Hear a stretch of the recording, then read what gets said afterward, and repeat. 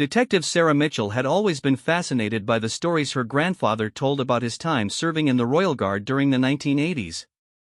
What she never expected was to find herself investigating a case that would pull back the curtain on one of Britain's most secretive institutions, the Personal Protection Unit assigned to Prince William. It started with a seemingly routine assignment. Sarah, now a seasoned investigator with Scotland Yard, was called to examine security footage from a charity event where Prince William had made an appearance. What should have been a straightforward review of protocols turned into something far more intriguing when she noticed the subtle but precise movements of the protection officers surrounding the future king. Commander James Harrison had been Prince William's lead protection officer for over 8 years. To the public eye, he appeared to be just another well-dressed man in a dark suit, blending seamlessly into the background of royal engagements. But Sarah's trained eye caught something different: the way he positioned himself, the micro-expressions that crossed his face, and, most importantly, the silent communication system he used with his team. The Royal Protection Squad, officially known as SO-14, operates under a veil of secrecy that rivals some of the world's most elite intelligence agencies. What most people don't realize is that these officers undergo training that makes Navy SEAL preparation look like a weekend camping trip. Harrison himself had spent 3 years in specialized training before even being considered for royal protection duty. The selection process begins with a psychological evaluation so thorough that it examines not just the candidate's mental stability, but their ability to make split-second decisions under pressure while maintaining absolute loyalty to the crown. Dr. Elizabeth Carmichael, a forensic psychologist who had worked with the selection committee for over a decade, often spoke about the unique mental profile required for this role. Candidates must demonstrate an almost supernatural ability to read people and situations. They're tested in scenarios that would break most individuals: simulated assassination attempts, crowd control situations that turn violent, and, perhaps most challenging of all, maintaining their cover while socializing with some of the world's most powerful people at state dinners and diplomatic events. What makes Prince William's security detail particularly unique is the evolution it has undergone since his mother's tragic death in 1997.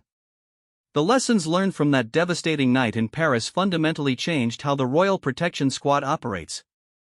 Commander Harrison often reflected on how Princess Diana's death had created a watershed moment in royal security protocols. The paparazzi had been particularly aggressive that evening in Paris, and the security team's response had been criticized as inadequate. This led to a complete overhaul of protection strategies, with Prince William's detail being the first to implement what became known as the Diana Protocol, a comprehensive approach that treats media attention as a potential security threat equal to any physical danger. Harrison's team doesn't just protect Prince William from traditional threats like assassination attempts or terrorism. They become experts in managing the complex web of modern celebrity culture, social media monitoring, and the unique challenges that come with protecting someone who is both a future king and a global icon. The training facility where these officers prepare is located in an undisclosed location in the countryside, far from prying eyes. Former officer Michael Thompson, who served on the detail for 5 years before retiring, described it as part military base, part psychological laboratory, and part finishing school for spies. The physical training is brutal. Officers must maintain fitness levels that allow them to run alongside the prince's vehicle for extended periods, carry him to safety if necessary, and engage multiple attackers simultaneously while protecting their principal. But the mental training is where the real secrets lie. Officers learn to memorize the faces of hundreds of potential threats, from known terrorists to obsessed fans who have shown concerning behavior.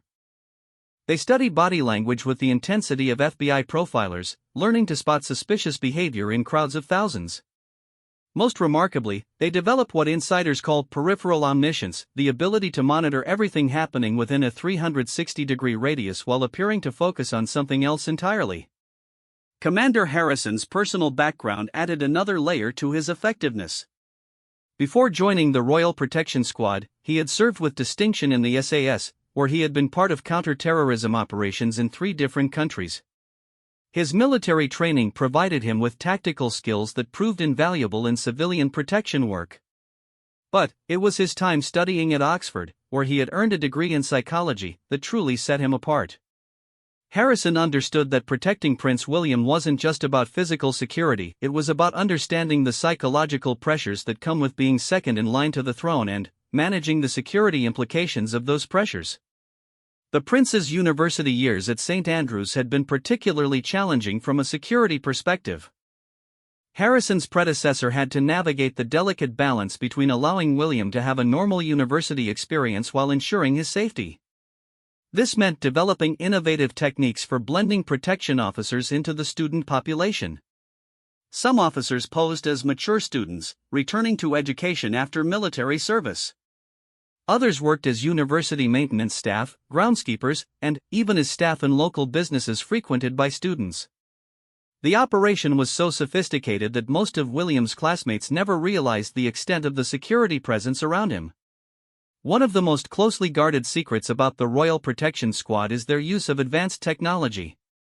While the public might see officers with the traditional earpieces and discreet communication devices, the reality is far more sophisticated.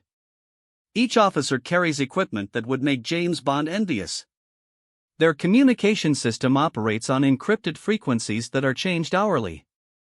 The devices can function as GPS trackers, emergency beacons, and even as crude lie detectors that monitor stress levels in the people around the prince.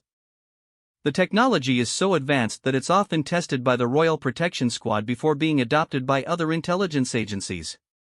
Commander Harrison's watch, for instance, appeared to be an expensive but unremarkable timepiece. In reality, it contained a heart rate monitor that tracked not just his own vital signs but could detect elevated heart rates in people within a 10-foot radius. If someone approached Prince William with the physiological signs of extreme stress or aggression, Harrison would know before they even spoke. The vehicles used by the protection detail are another source of fascination. While the public sees the obvious armored cars with bulletproof glass, there's an entire fleet of seemingly ordinary vehicles that serve various functions. Some are equipped with advanced surveillance equipment, others carry specialized medical equipment that could handle everything from a heart attack to a chemical weapon attack.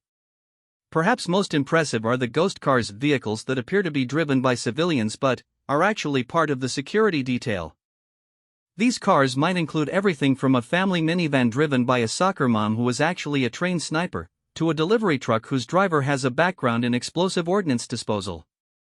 The coordination required for even a simple public appearance is staggering. When Prince William visits a school or opens a new hospital wing, the advance team has typically spent weeks preparing. Every person who will be within 50 feet of the prince has been background checked. Every possible escape route has been identified and secured. Even the catering staff at events are vetted and monitored. What makes Harrison's job particularly challenging is Prince William's personality. Unlike some royals who are content to follow security protocols without question, William has inherited his mother's desire to connect genuinely with people. He often wants to wade into crowds, have impromptu conversations, and make unscheduled stops that give his protection team nightmares. This has led to the development of what insiders call controlled spontaneity. The protection team has become experts at making it appear that the prince is acting spontaneously while actually ensuring that every spontaneous moment has been carefully planned and secured. It's a delicate dance that requires split-second decision-making and flawless execution. The public nature of Prince William's role means that his protection detail must also serve as masters of crowd psychology. Harrison has studied how crowds behave, how excitement can turn to chaos, and how to identify the warning signs of potential problems before they escalate. He can read a crowd of thousands and spot the one person who might pose a threat. This skill proved invaluable during the 2011 royal wedding, where Harrison served as part of the massive security operation. With millions of people lining the streets and billions watching on television, the potential for something to go wrong was enormous. The security operation for that single day involved coordination between multiple agencies and required months of planning. The psychological profile of someone willing to attack a member of the royal family is something that Harrison and his team study intensively. These individuals often share certain characteristics: social isolation, a history of mental illness, obsessive behavior regarding the royal family, and often a belief that they have a personal relationship with their intended target. The protection squad maintains files on thousands of individuals who have shown concerning behavior toward the royal family. This ranges from people who write obsessive letters to those who have made explicit threats. The monitoring of these individuals is constant and sophisticated, involving everything from social media surveillance to periodic welfare checks. One of the most challenging aspects of royal protection is dealing with what security experts call soft threats. These are individuals who don't intend violence but whose behavior could create dangerous situations. This might include overly enthusiastic fans who try to grab the prince for selfies, protesters who attempt to get close enough to make their point, or mentally ill individuals who believe they have important messages to deliver. The skill required to neutralize these situations without creating a public relations disaster is immense. Harrison's team must be able to quickly assess whether someone approaching the prince is a genuine threat, an overzealous fan, or simply someone who has found themselves in the wrong place at the wrong time. Training for these scenarios involves role-playing exercises that would seem absurd to outsiders but are deadly serious to the protection team. Officers practice everything from politely redirecting an excited child who runs toward the prince to quickly and discreetly removing someone who appears to be reaching for a weapon. The international dimension of Prince William's security is another aspect that most people never consider. When the prince travels abroad, his protection detail must coordinate with local law enforcement and intelligence agencies while maintaining their own standards of security. This often means bringing specialized equipment and personnel that local authorities might not have access to. Cultural sensitivity becomes crucial in these situations. Harrison's team must understand local customs and potential sources of tension while maintaining their protective posture.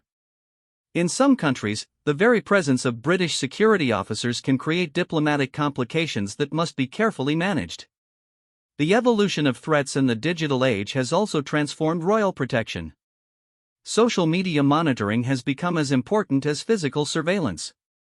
The protection squad now includes officers who specialize in cyber threats, monitoring everything from threatening posts on social media to attempts to hack into systems that could compromise the prince's security.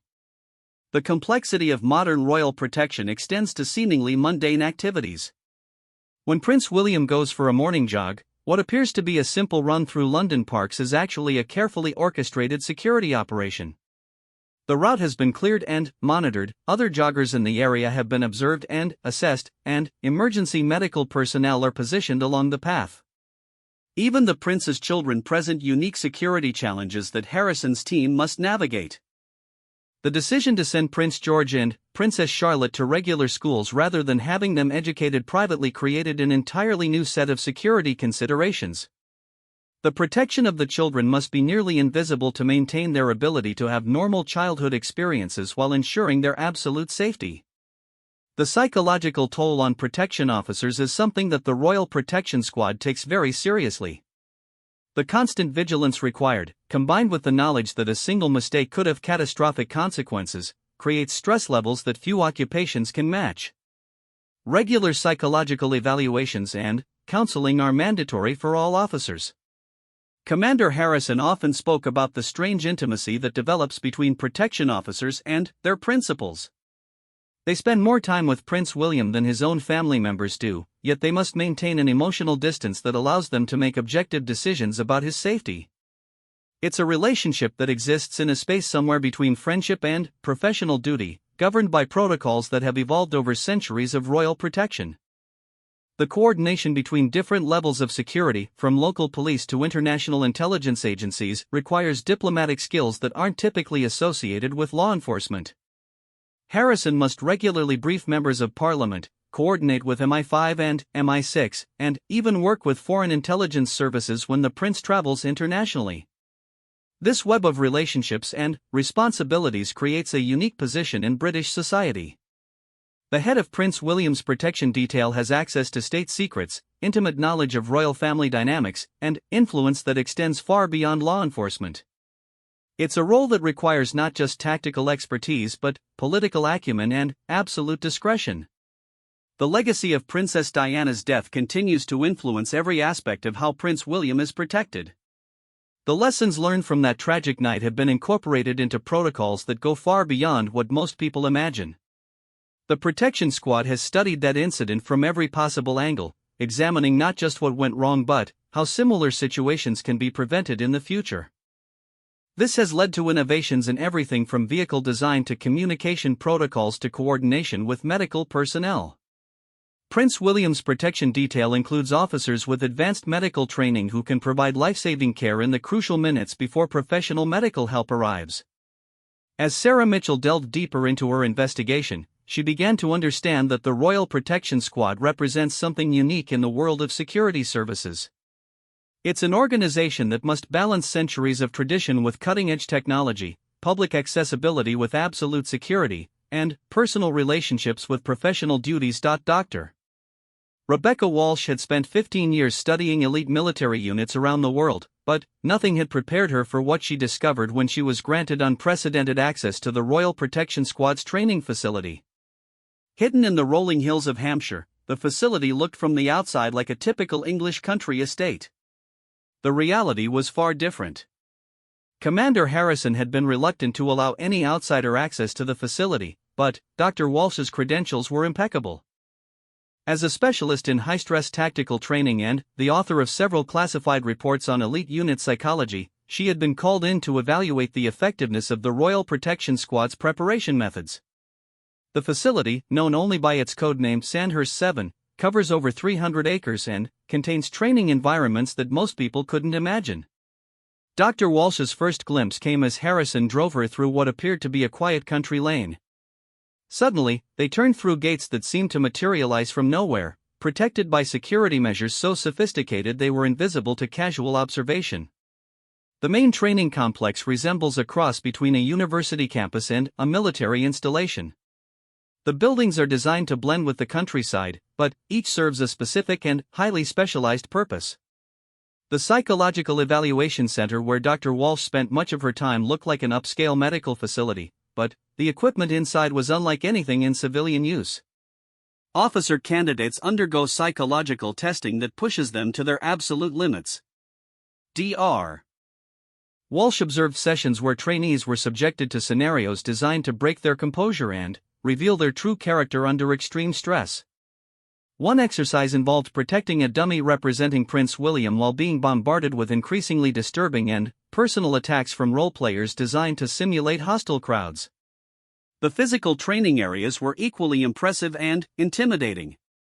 Dr. Walsh watched as candidates were put through exercises that combined elements of military combat training, Olympic-level athletics, and skills that seemed to come from spy movies. One particularly challenging course required officers to navigate through a replica of Westminster Abbey while carrying a 200-pound dummy representing an unconscious Prince William, all while being pursued by multiple attackers. What struck Dr. Walsh most was the attention to detail in every aspect of training. The facility contained perfect replicas of every major venue where Prince William regularly appears. There was a recreation of the balcony at Buckingham Palace, complete with the exact acoustics and sightlines of the real thing. A replica of St. James's Palace allowed officers to practice escort procedures in the exact environment they would face in real situations. The Technology Training Center revealed just how sophisticated modern royal protection has become. Dr. Walsh observed officers learning to use equipment that seemed more appropriate for science fiction than law enforcement. Communication devices that could penetrate any interference, weapons that could neutralize threats without causing permanent harm, and surveillance equipment that could identify potential threats from impossible distances. Sergeant Major Patricia Collins had been the chief training instructor at the facility for 12 years. Her background included service with the SAS, a degree in behavioral psychology from Cambridge, and specialized training with protection services from 6 different countries. Collins had developed many of the unique training methods that made the Royal Protection Squad so effective.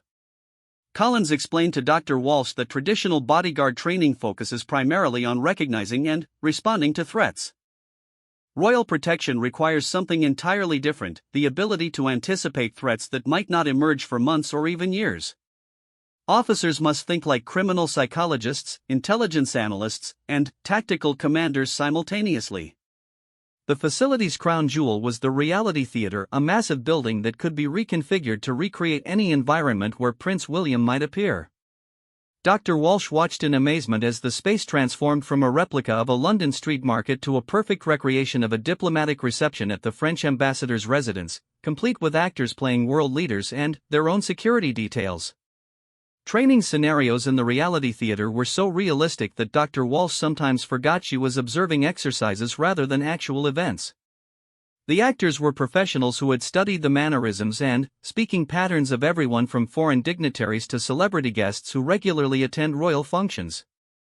The attention to detail was so precise that officers could practice managing the specific security challenges posed by individual personalities. One particularly complex scenario involved a replica of a charity gala where Prince William was scheduled to appear. The exercise included over 200 actors playing guests, staff, media representatives, and potential threats. Dr. Walsh watched as a team of 6 protection officers managed the security for the entire event, dealing with everything from a suspicious photographer to a waiter who seemed to be paying too much attention to the prince's location. The psychological pressure on the officers was intense. They knew that their performance was being evaluated not just by their instructors but by hidden observers who would note every mistake, every moment of hesitation, and every decision that could have been made better.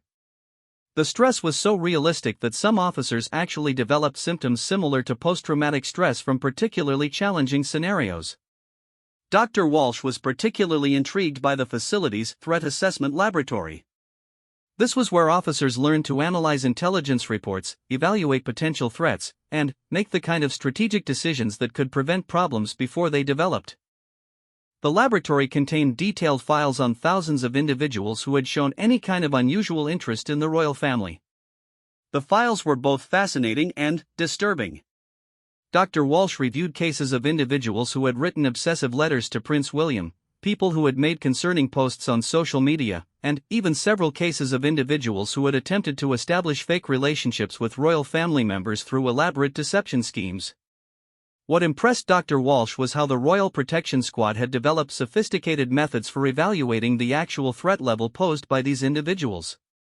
Not everyone who writes unusual letters to the royal family poses a genuine danger, but distinguishing between harmless eccentrics and potentially dangerous individuals requires skills that go far beyond traditional law enforcement training. The facility also housed a medical training center that prepared officers for health emergencies that could affect Prince William. Dr. Walsh observed training scenarios that included everything from allergic reactions to potential poisoning attempts. Officers learned to administer emergency medical care, operate sophisticated medical equipment, and coordinate with emergency medical services in ways that maintained security while ensuring the best possible care. Perhaps most impressive was the diplomatic training that officers received. Prince William's role as a future king means that his protection officers must understand international protocol, cultural sensitivities, and the complex web of relationships between Britain and other nations.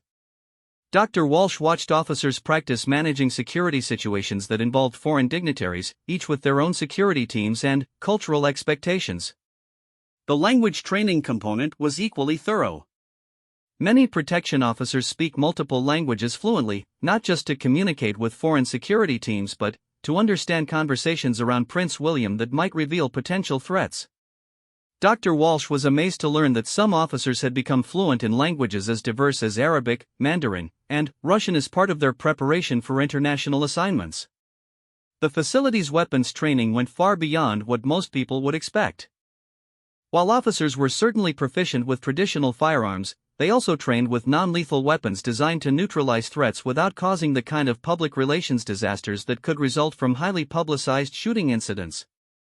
Dr. Walsh observed officers practicing with weapons that could incapacitate attackers using electromagnetic pulses, advanced tasers, and even acoustic devices. The Cybersecurity Training Center represented a completely new dimension of royal protection. Dr. Walsh learned that modern threats increasingly come through digital channels. Officers must understand how hackers might attempt to compromise Prince William's personal devices, how social media could be used to coordinate attacks, and how to monitor digital communications for signs of potential threats. The facility included a replica of Prince William's private offices, complete with computers and communication systems identical to those he uses in real life. Officers practiced responding to cyber attacks, protecting sensitive communications, and maintaining digital security even when operating in hostile environments or countries with sophisticated surveillance capabilities.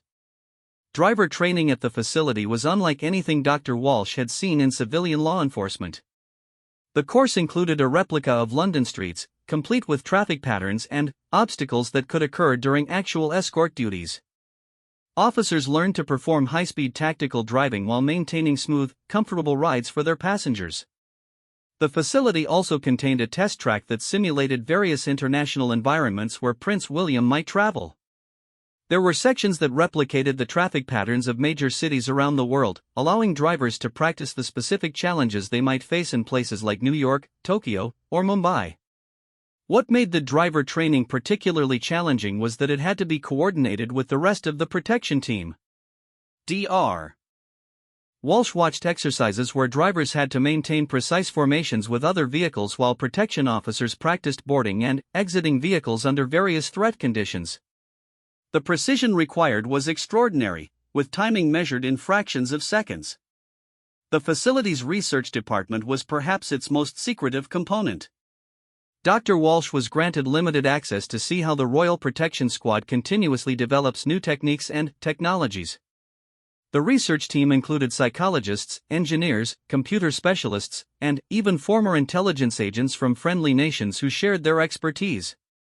Current research projects included developing new methods for crowd analysis using artificial intelligence, creating communication systems that would function even in the event of major infrastructure disruption, and testing new materials for protective equipment that would be more effective while remaining completely invisible to observers.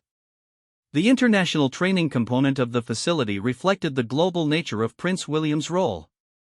Officers regularly trained with protection specialists from allied nations, learning techniques that had been developed in different security environments.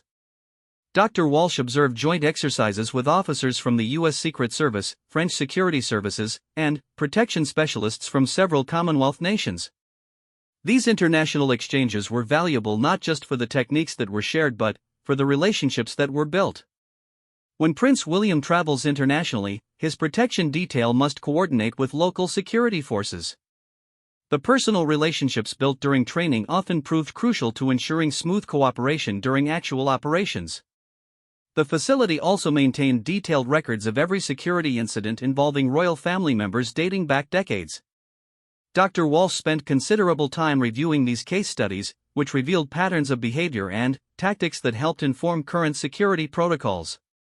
The analysis of past incidents was so thorough that officers could identify subtle warning signs that might indicate developing threats. One particularly valuable component of the training was exposure to what instructors called false positive scenarios. These were situations that appeared threatening but were actually harmless. Officers learned to quickly distinguish between genuine threats and situations that only appeared dangerous. This training was crucial because overreacting to harmless situations could create public relations disasters, while failing to respond to genuine threats could have catastrophic consequences. The psychological support system at the facility was as sophisticated as the training itself. Dr. Walsh interviewed staff psychologists who worked with officers to help them manage the unique stresses of royal protection duty. The constant vigilance required, combined with the knowledge that lives depend on their performance, creates psychological pressures that few other professions involve. Officers received ongoing counseling not just to help them cope with stress but to ensure they maintained the mental clarity necessary for optimal performance. The psychological support team also helped officers transition back to regular law enforcement duties when their time with the Royal Protection Squad ended. The selection process for new officers was remarkably comprehensive. Dr. Walsh observed portions of the evaluation process and was amazed by how thoroughly candidates were assessed. Physical fitness was just the beginning. Candidates underwent personality testing, stress evaluations, loyalty assessments, and even polygraph examinations. Perhaps most challenging was the ethical evaluation component. Candidates were presented with scenarios that tested their moral judgment and their ability to make difficult decisions under pressure. They might be asked how they would handle a situation where following security protocols might result in embarrassment for Prince William, or how they would respond if they discovered another officer was compromising security through personal relationships. The training timeline for new officers typically lasted 18 months, though some specializations required additional preparation. Dr. Walsh learned that officers continued their education throughout their tenure with the Royal Protection Squad, regularly returning to the facility for updated training as new threats emerged or new technologies became available. The facility maintained libraries of specialized knowledge that would be impossible to find anywhere else. There were detailed studies of crowd psychology at royal events, analyses of how different types of threats manifest in various cultural contexts, and even studies of how changes in Prince William's personal life might affect his security requirements. As Dr. Walsh completed her evaluation of the facility, she realized that the Royal Protection Squad had created something unique in the world of security services. The combination of traditional protective skills, cutting-edge technology, psychological sophistication, and cultural awareness represented a new model for protecting high-profile individuals in the modern world. The facility served not just as a training ground but as a laboratory for developing new approaches to personal protection. The lessons learned there were shared with protection services around the world, establishing Britain as a leader in the field of executive protection. The dedication and professionalism that Dr. Walsh observed at every level of the facility impressed her tremendously. These weren't just bodyguards or security officers, they were highly trained specialists who had dedicated their careers to mastering one of the most challenging jobs in law enforcement. Her final report would conclude that the Royal Protection Squad's training program represented the gold standard for elite protection services. The combination of physical training, psychological preparation, technological expertise, and cultural education created officers who were prepared for threats that most security professionals couldn't even imagine. The secrecy surrounding the facility wasn't just about operational security, it was about maintaining the mystique that makes royal protection effective. Potential threats couldn't prepare for security measures they couldn't understand or anticipate, and the public's confidence in royal security was enhanced by the knowledge that extraordinary measures were being taken behind the scenes. Marcus Chen had built his reputation as one of Silicon Valley's most innovative security technology developers.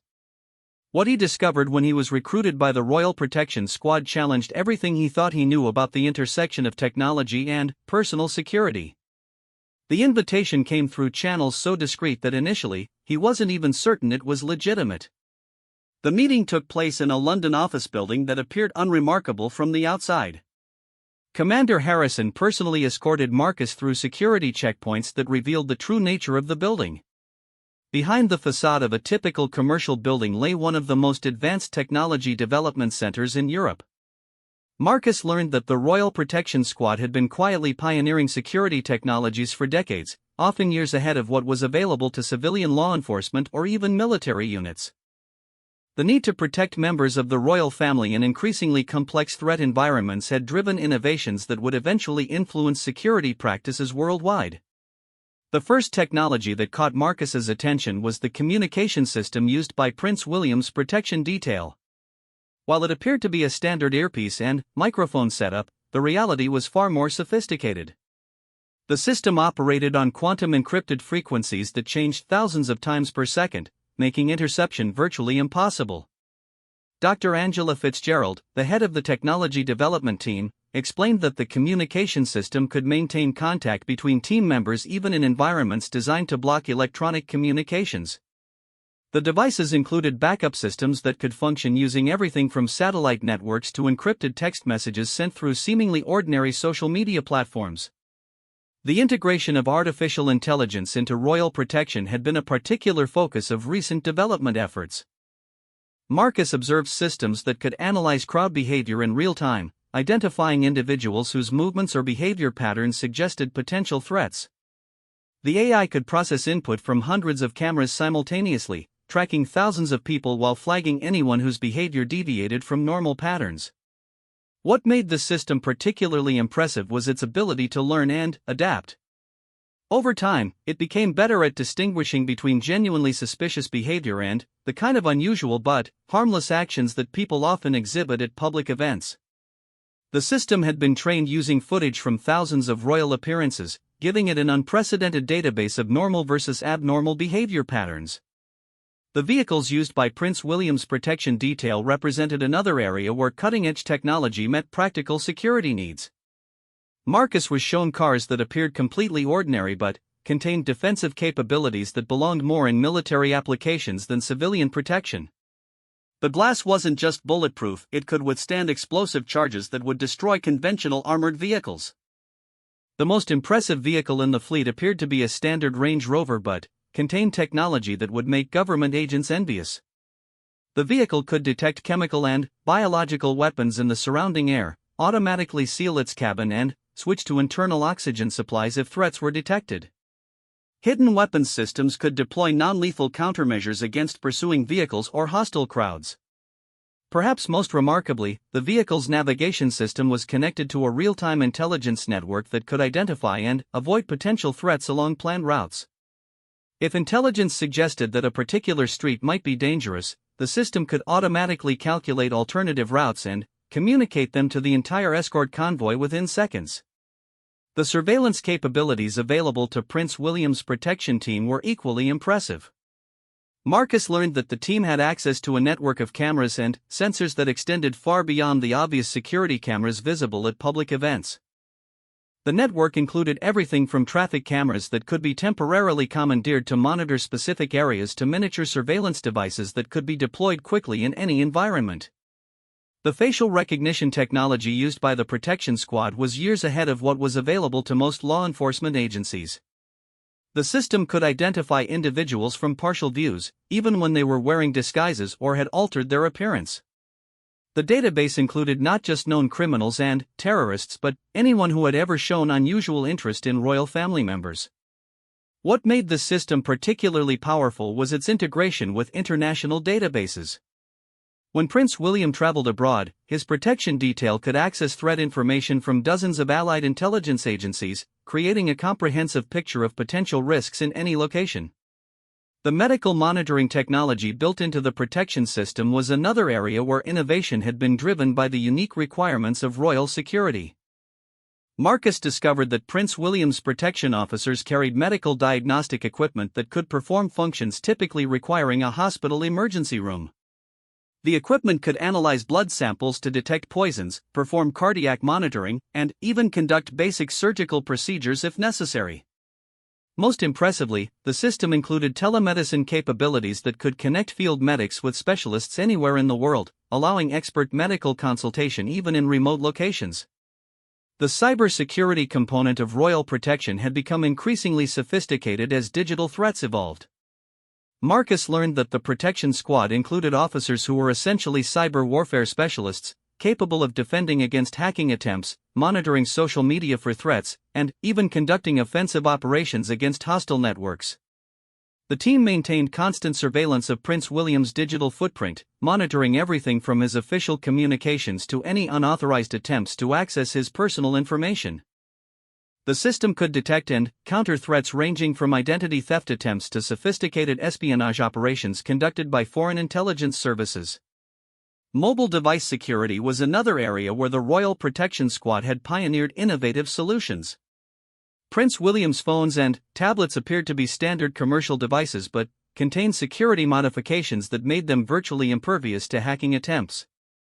The devices could detect surveillance attempts, automatically encrypt all communications, and even self-destruct if they fell into unauthorized hands. The integration of these technologies required coordination capabilities that Marcus found remarkable. The Protection Squad's command center could simultaneously monitor input from hundreds of different systems, process intelligence from multiple sources, and coordinate responses that involved everything from local police forces to international intelligence agencies. The center operated 24 hours a day, maintaining constant awareness of Prince William's location, planned activities, and potential threats. The staff included specialists in everything from meteorology, whether conditions could affect security arrangements, to psychology, analyzing the behavior of individuals who might pose threats. Emergency response capabilities were perhaps the most impressive aspect of the technological infrastructure. In the event of a serious incident, the Protection Squad could activate response protocols that would mobilize resources from across the British government within minutes. This included everything from medical evacuation helicopters to specialized weapons teams to diplomatic personnel who could manage international incidents. The training simulators used to prepare protection officers incorporated virtual reality technology that created incredibly realistic scenarios. Marcus observed officers practicing responses to everything from terrorist attacks to natural disasters, all within virtual environments that were virtually indistinguishable from reality. The simulators could recreate any location where Prince William might appear, complete with accurate lighting, acoustics, and crowd behavior. Officers could practice handling specific threats hundreds of times, developing the kind of muscle memory that would be crucial in real emergency situations. Data analysis capabilities were another area where the Protection Squad had pushed technological boundaries. The team maintained databases that tracked patterns in everything from terrorist activities to celebrity stalking cases. This information was used to predict potential threats and develop preventive strategies. The analysis included social media monitoring on a scale that commercial companies couldn't match. The system could track millions of posts across dozens of platforms, identifying individuals whose online behavior suggested they might pose threats to royal family members. International coordination required communication systems that could function reliably anywhere in the world. Marcus learned that the Protection Squad maintained satellite communication capabilities that could provide secure contact even in countries with hostile governments or limited infrastructure. The system included backup communication methods that could function even if primary systems were compromised. This included everything from coded messages transmitted through commercial radio broadcasts to emergency communication systems that could send distress signals to British military units anywhere in the world. Weapons technology available to the Protection Squad reflected the need to neutralize threats while minimizing collateral damage and avoiding public relations disasters. Many of the weapons were designed to incapacitate rather than kill, using technologies ranging from advanced tasers to acoustic weapons that could disable attackers without permanent harm. The most sophisticated weapons were designed to function in sensitive diplomatic environments where traditional firearms might create international incidents. These included weapons that could neutralize threats from considerable distances without causing obvious injuries that might be captured by media cameras. Transportation security extended far beyond armored vehicles to include advanced planning systems that could analyze every aspect of Prince William's travel arrangements. The system could evaluate everything from the security of airports and hotels to the political stability of countries being visited. For international travel, the Protection Squad could essentially create secure bubbles around Prince William that moved with him throughout his journey. This included advanced teams that secured accommodations, established communication networks, and coordinated with local security forces. The financial resources dedicated to maintaining this technological infrastructure were enormous, though the exact costs were carefully concealed within government budgets. Marcus learned that the Protection Squad's technology budget exceeded that of many entire police departments, reflecting the priority placed on royal security. Research and development efforts were ongoing, with teams constantly working to stay ahead of emerging threats. This included everything from developing countermeasures for new types of weapons to creating defensive systems for threats that didn't yet exist but might emerge in the future. The integration of all these systems required personnel with highly specialized skills. Marcus met officers who had advanced degrees in computer science, electronics engineering, and even quantum physics. These weren't traditional police officers, they were technical specialists who had chosen to apply their expertise to personal protection. Privacy protection was another area where technology played a crucial role. The systems included capabilities for detecting and countering surveillance attempts, whether from hostile intelligence services, media organizations, or obsessed individuals. This included everything from radio frequency jammers that could disable unauthorized recording devices to systems that could detect and counter advanced surveillance technologies. The legal framework surrounding the use of these technologies was complex and carefully managed. Marcus learned that many of the capabilities available to the Protection Squad operated in legal gray areas that required careful coordination with government attorneys and intelligence oversight committees. International law presented additional complications, particularly when the Protection Squad's technological capabilities were used in foreign countries. The legal team included specialists in international law who ensured that operations remained within acceptable diplomatic boundaries while still providing effective protection. The psychological impact of this technology on both protection officers and potential threats was something that researchers continue to study. The knowledge that such sophisticated systems were in place served as a deterrent to many potential attackers while providing confidence to the protection officers who relied on the technology. Training on these systems was ongoing throughout an officer's career, as new technologies were constantly being introduced and existing systems were regularly updated. The technical complexity required continuous education that resembled university-level coursework more than traditional law enforcement training. The future development of royal protection technology promised even more impressive capabilities. Marcus learned about research projects that included everything from predictive threat modeling using artificial intelligence to defensive systems that could protect against weapons that didn't yet exist. The influence of royal protection technology extended far beyond its original purpose. Many innovations developed for the protection squad eventually found applications in commercial security, law enforcement, and even consumer electronics.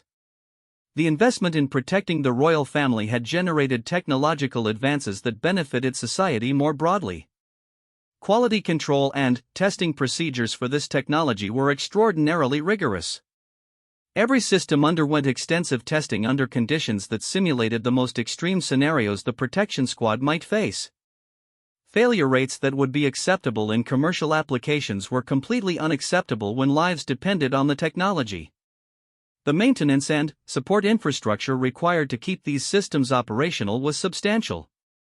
The protection squad maintained technical support teams that could provide 24-hour assistance and repair services that could respond to problems anywhere in the world within hours. As Marcus completed his evaluation of the technological infrastructure supporting Prince William's protection, he realized that he had observed one of the most advanced security technology implementations in the world.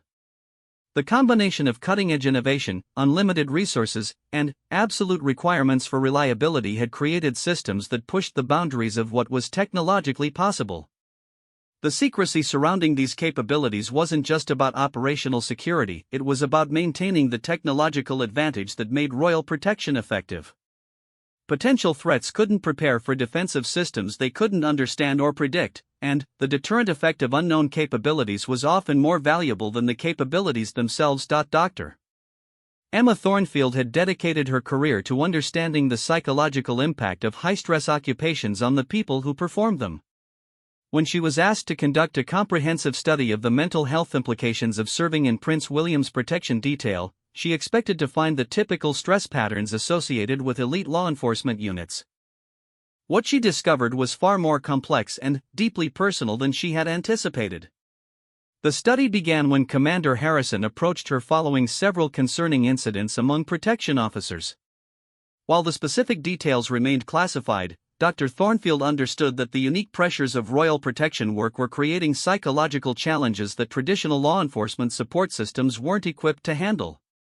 Her first subject was Officer David Kellerman, a 12-year veteran of the Royal Protection Squad who had served on Prince William's detail for 4 years.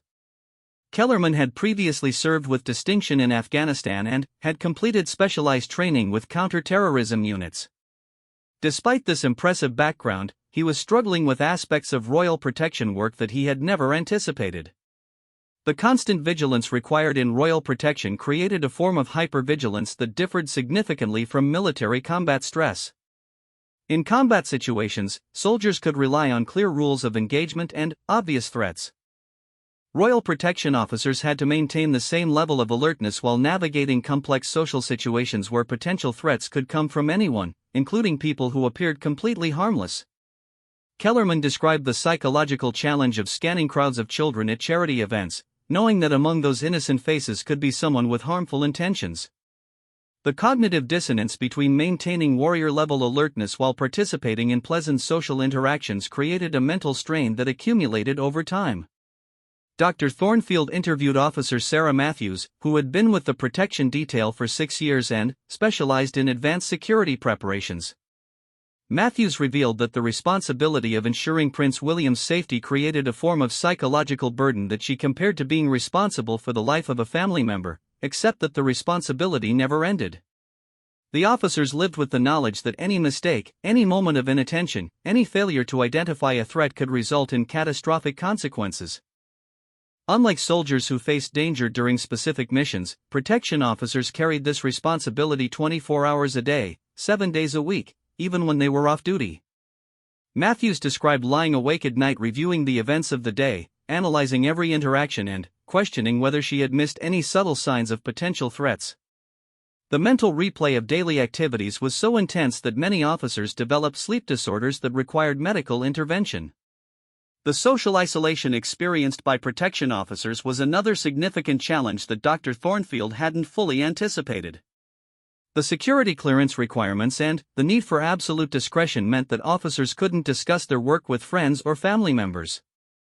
This created a form of professional loneliness that was particularly difficult for officers who were naturally social.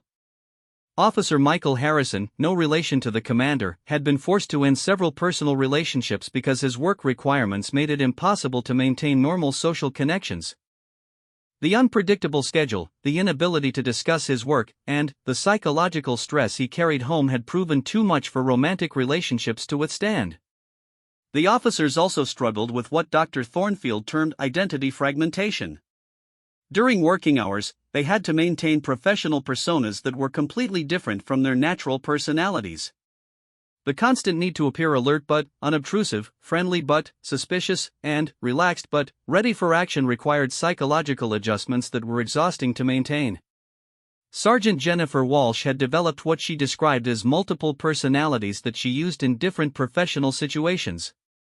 When attending state dinners, she became a sophisticated observer who could blend into high society. When working crowd control events, she transformed into someone who could read the mood and movement of thousands of people simultaneously.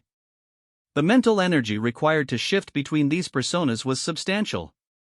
The family impact on protection officers was particularly severe. Dr. Thornfield interviewed the spouses and children of several officers and discovered that the stress of royal protection work extended far beyond the officers themselves. Family members lived with constant worry about their loved one's safety while dealing with the secrecy that surrounded the work. Linda Kellerman, David's wife, described the challenge of explaining to their children why their father couldn't discuss his work or why he sometimes had to leave family events without explanation. The children had developed anxiety about their father's safety, despite not knowing the specific dangers he faced. The officers' children often struggled with the contradiction between their father's apparent importance, evidenced by the security surrounding his work, and his inability to share any details about what made his job so significant. This created confusion and, sometimes, resentment that affected family relationships.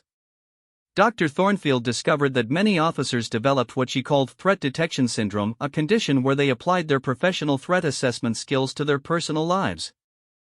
Officers found themselves constantly scanning for potential dangers in normal social situations, analyzing the behavior of their children's teachers, evaluating the security of their homes, and maintaining situational awareness even during family vacations. This hypervigilance in personal settings created strain in family relationships and made it difficult for officers to relax and enjoy normal activities. Their spouses often felt like they were living with someone who was always on duty, even during supposedly relaxing family time.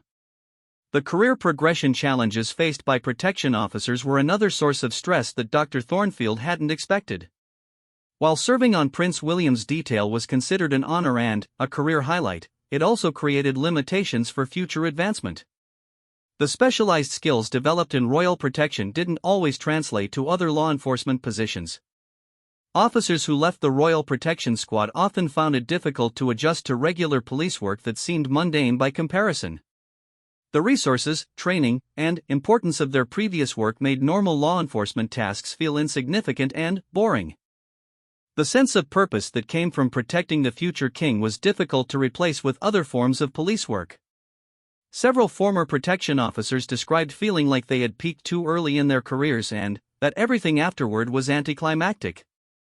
The psychological impact of media attention was another factor that Dr. Thornfield hadn't fully considered. While protection officers were supposed to remain invisible, they were often photographed and sometimes identified in media coverage of royal events. This exposure created additional stress and sometimes put their families at risk. Officer Patricia Collins had been forced to relocate her family after being identified in newspaper photos during a royal tour. Concerned that the publicity might make her family targets for people with grievances against the royal family, she had to uproot her children from their schools and move to a different part of the country. The financial pressures associated with royal protection work were complex and often overlooked. While the salaries were competitive, the lifestyle requirements of the job created expenses that normal police officers didn't face. Officers needed to maintain wardrobes appropriate for high society events, cover additional living expenses during extended travel, and sometimes pay for specialized medical care related to work injuries. The irregular schedule made it difficult for officers' spouses to maintain steady employment, creating additional financial strain on families already dealing with the psychological stress of the work.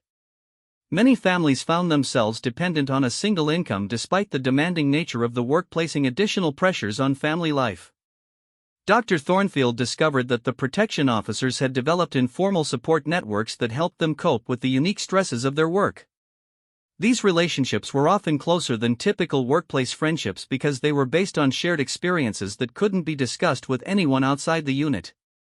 The bond between protection officers was strengthened by their mutual dependence for both professional and psychological survival.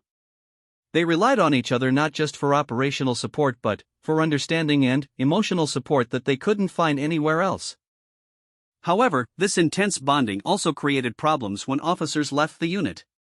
The transition away from these close professional relationships often left former protection officers feeling isolated and disconnected from their new colleagues who couldn't understand their experiences. The moral complexity of royal protection work created ethical dilemmas that traditional law enforcement training hadn't prepared officers to handle. They sometimes had to balance their duty to protect Prince William with broader law enforcement responsibilities, creating conflicts that were difficult to resolve. Officers described situations where they had witnessed minor legal violations by members of the royal household staff but had to weigh their law enforcement obligations against their primary mission of maintaining security. These moral ambiguities created stress that accumulated over time. The exposure to high society and wealth created its own set of psychological challenges. Officers regularly attended events where they were surrounded by extraordinary luxury while maintaining their role as public servants with modest salaries. This exposure sometimes created feelings of resentment or inadequacy that officers had to manage carefully. Some officers described struggling with the contrast between the privileged world they protected and the reality of their own financial circumstances. The constant exposure to wealth and luxury made some officers question their career choices and life priorities. The international travel required for royal protection duties created additional stress for officers and their families. While the travel might seem glamorous from the outside, it often involved extended separation from family and exposure to unfamiliar security risks. Officers' families had to cope with unpredictable absences that could last weeks or months. The inability to communicate specific travel plans or locations made these separations particularly difficult for spouses and children who worried about their loved ones' safety in unknown circumstances. The medical consequences of royal protection work were both physical and psychological. The constant stress and hypervigilance took a toll on officers' health that went far beyond the obvious risks of the job. Many officers developed stress-related medical conditions that required ongoing treatment. Dr. Thornfield discovered high rates of cardiovascular problems, digestive disorders, and sleep disturbances among current and former protection officers. The medical costs associated with these conditions often continued long after officers left the unit, creating additional financial pressures during retirement. The retirement transition was particularly challenging for officers who had spent significant portions of their careers in royal protection. The dramatic change from high-stakes, high-importance work to regular retirement activities created depression and identity crises for many former officers. The sense of purpose and importance that came from protecting the future king was difficult to replace with normal retirement activities. Many former officers struggled with feelings of irrelevance and disconnection from their previous sense of mission. The psychological evaluation and support systems within the Royal Protection Squad had evolved significantly over the years, but Dr. Thornfield found that they still weren't fully adequate to address the unique challenges faced by the officers. Traditional counseling approaches often weren't effective for individuals dealing with such specialized stressors. The stigma associated with seeking psychological help within elite law enforcement units created additional barriers to getting appropriate support. Officers worried that admitting to psychological struggles might result in their removal from the unit, creating a reluctance to seek help even when they desperately needed it. Dr. Thornfield's recommendations included developing specialized psychological support services designed specifically for protection officers, creating better family support programs, and implementing more effective transition programs for officers leaving the unit. Her research revealed that the human cost of royal protection extended far beyond the individuals directly involved in the work. The impact on families, the psychological toll on officers, and the long-term consequences of this specialized service created challenges that required ongoing attention and support. The dedication and sacrifice of the men and women who protected Prince William went far beyond what the public understood. Their service required not just professional competence but personal sacrifices that affected every aspect of their lives and the lives of their families. Understanding and addressing these human costs was essential not just for the welfare of the officers but for maintaining the effectiveness of the protection system itself. Officers who were struggling with psychological pressures couldn't perform at their best, potentially compromising the security of the person they were sworn to protect. Dr. Thornfield's study ultimately revealed that behind the sophisticated technology, extensive training, and careful planning that surrounded Prince William's protection was a group of human beings dealing with extraordinary pressures that required recognition, understanding, and support. Ambassador Catherine Reynolds had served in diplomatic posts around the world for over 20 years, but her appointment as liaison between the Foreign Office and the Royal Protection Squad opened her eyes to a world she never knew existed. Her role required her to understand how royal security had evolved from the traditional model of gentlemen protectors to the sophisticated operation that now surrounded Prince William. The transformation began in earnest following the assassination of Lord Mountbatten in 1979, but it accelerated dramatically after Princess Diana's death in 1997. Reynolds discovered that these traumatic events had fundamentally changed how the British establishment thought about protecting members of the royal family, leading to innovations that influenced personal protection practices worldwide. The historical context that Reynolds uncovered revealed that royal protection had traditionally been more ceremonial than functional.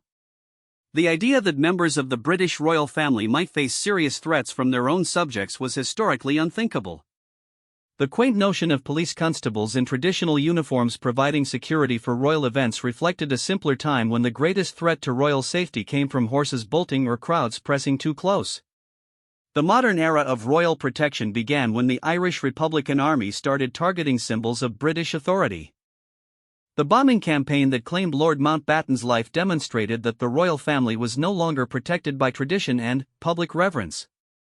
The attack showed that determined terrorists could strike at the heart of the monarchy itself, forcing a complete re-evaluation of security protocols.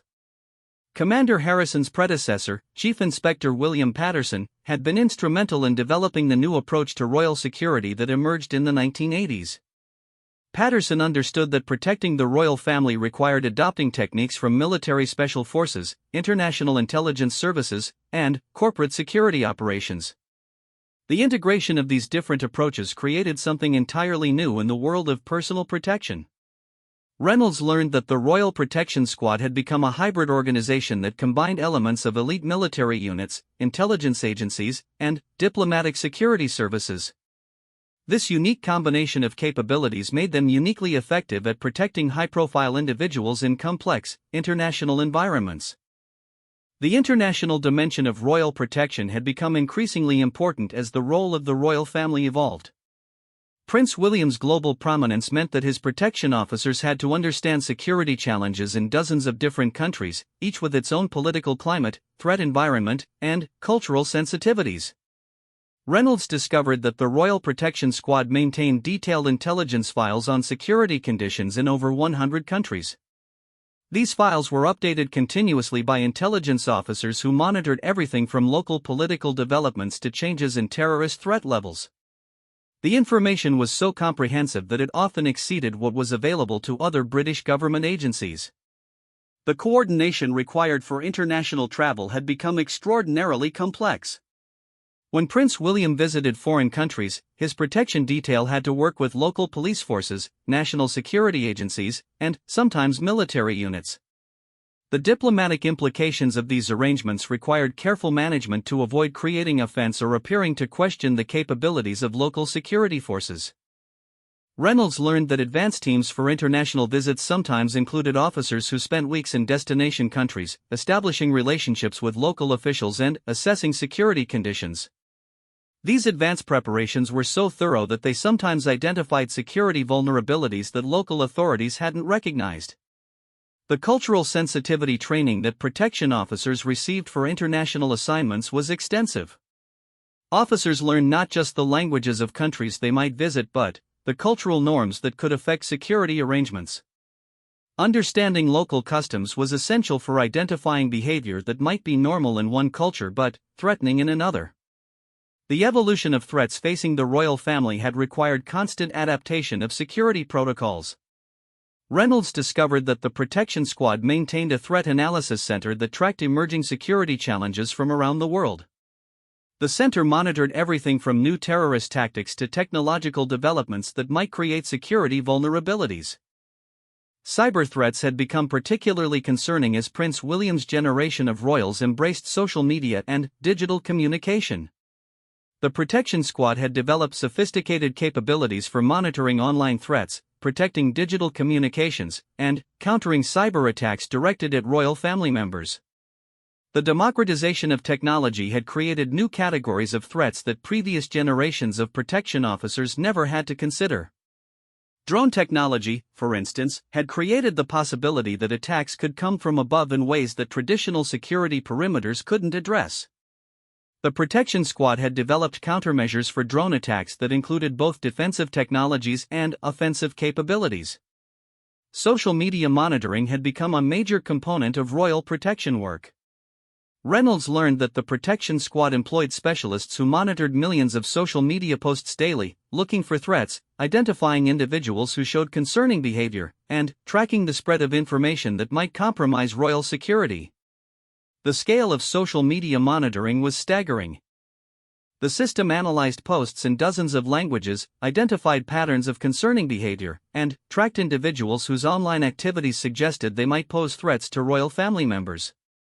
The technology could identify potential threats weeks or months before they manifested in the physical world. The legal framework surrounding royal protection had evolved significantly as the threats became more sophisticated. Reynolds discovered that protection officers operated under legal authorities that exceeded those available to regular law enforcement. These expanded powers were carefully controlled but allowed protection officers to take preventive actions that would be impossible for regular police. The relationship between royal protection and other British security services had become increasingly integrated.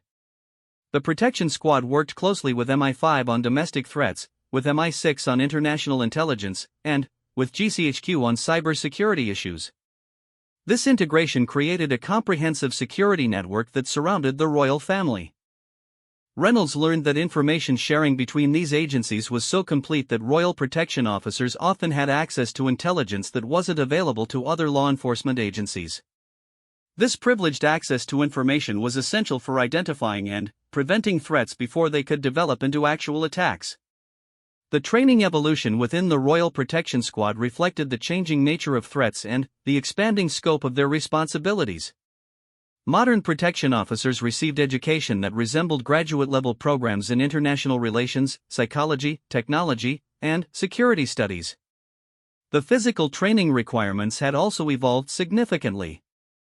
While traditional bodyguard training focused on strength and fighting skills, modern protection officers needed capabilities that included everything from advanced driving techniques to medical emergency response to sophisticated weapons handling. The psychological profile of modern protection officers was quite different from their predecessors. Reynolds discovered that the selection process now favored individuals with advanced education, international experience, and sophisticated analytical skills. The days of hiring based primarily on physical presence and loyalty were long gone. The career development path for protection officers had become increasingly sophisticated. The squad offered opportunities for specialization in areas ranging from cybersecurity to international relations to medical emergency response. These specializations allowed officers to develop expertise that made them more effective while creating career advancement opportunities. The integration of female officers into royal protection had been a significant development that reflected broader changes in British society. Reynolds learned that women now comprised nearly 40% of Prince William's protection detail, bringing capabilities and perspectives that enhanced the overall effectiveness of the team. Female protection officers were particularly valuable for certain types of assignments where their presence was less conspicuous or where they could access areas that might be restricted to male officers. Their integration had required modifications to training programs and operational procedures but had significantly enhanced the squad's capabilities. The budget for Royal Protection had grown enormously over the decades, though the exact figures remained classified. Reynolds discovered that the costs included not just salaries and equipment but extensive research and development programs, international coordination efforts, and technological infrastructure that served broader security needs.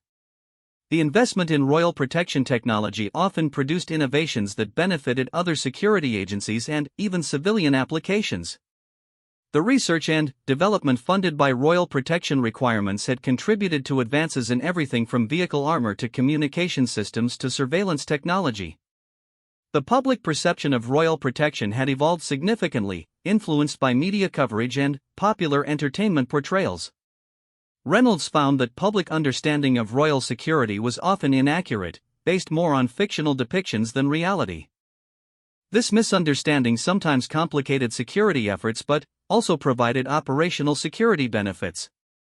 The mystique surrounding Royal Protection served important security functions by making it difficult for potential threats to understand and counter security measures. The gap between public perception and operational reality was carefully maintained to preserve the effectiveness of protection strategies. The international influence of British Royal Protection had grown significantly as other countries sought to learn from British expertise. Reynolds discovered that the Royal Protection Squad regularly provided training and consultation to protection services from allied nations, establishing Britain as a leader in the field of executive protection. This international cooperation extended to shared intelligence about threats, coordinated security for international events, and joint training exercises that enhanced the capabilities of protection services worldwide. The relationships built through these programs provided valuable resources for protecting Prince William during international travel.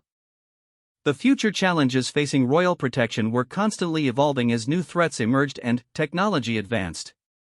Reynolds learned that the Protection Squad maintained research programs focused on anticipating future security challenges and developing countermeasures for threats that didn't yet exist. Climate change was creating new categories of security challenges as extreme weather events became more frequent and severe. The Protection Squad had developed protocols for maintaining security during natural disasters, mass evacuations, and other climate-related emergencies that could affect royal safety. The rise of artificial intelligence and autonomous systems created both opportunities and vulnerabilities for Royal Protection. While AI could enhance threat detection and response capabilities, it also created new avenues for attack that required careful consideration and countermeasure development. The changing nature of international relations affected Royal Protection requirements as diplomatic relationships shifted and new forms of international tension emerged. The Protection Squad had to adapt to a world where traditional allies might become less reliable while new partnerships required different security approaches. The succession planning within the Royal Protection Squad ensured continuity of expertise and institutional knowledge as experienced officers retired and new threats emerged. The squad maintained detailed records of lessons learned, successful techniques, and effective countermeasures that could be passed on to future generations of protection officers. The mentorship programs within the squad paired experienced officers with newcomers, ensuring that critical knowledge and skills were transmitted effectively. These relationships often extended beyond professional training to include the personal support necessary for coping with the unique stresses of Royal Protection work. The legacy of past incidents continued to influence current security protocols. Reynolds discovered that the squad maintained detailed case studies of every security incident involving royal family members, analyzing what went wrong and how similar situations could be prevented in the future. The lessons learned from Princess Diana's death continued to shape security protocols decades later. The incident had revealed vulnerabilities in communication procedures, coordination with foreign authorities, and media management that had been systematically addressed in subsequent years. The institutional memory of the Royal Protection Squad preserved not just tactical knowledge but understanding of the broader context within which royal security operated. This historical perspective was essential for understanding how current threats related to past challenges and how successful strategies could be adapted to new circumstances. The relationship between royal protection and the media had evolved into a complex balance of cooperation and competition. While media attention created security challenges, it also served important functions in maintaining public awareness of royal activities and supporting the constitutional role of the monarchy. The Protection Squad had developed sophisticated techniques for managing media access while maintaining security. These techniques included everything from controlling camera angles to prevent revealing security details to coordinating with media organizations to ensure that coverage didn't compromise ongoing security operations. As Ambassador Reynolds completed her assessment of royal protection evolution, she realized that she had observed one of the most successful institutional adaptations in modern British government. The Royal Protection Squad had transformed itself from a traditional ceremonial guard into a world-class security organization while maintaining its core mission of protecting the royal family. The evolution continued as new challenges emerged and technology advanced. The squad's ability to adapt while maintaining effectiveness demonstrated the kind of institutional flexibility that would be necessary for meeting future security challenges. The human element remains central to royal protection despite all the technological advances and procedural sophistication. The dedication, skill, and sacrifice of individual protection officers continued to be the foundation upon which all other security measures were built. The story of royal protection evolution was ultimately a story about people adapting to changing circumstances while maintaining their commitment to service and duty. The transformation of the Royal Protection Squad reflected broader changes in British society while preserving the values and traditions that made royal security effective.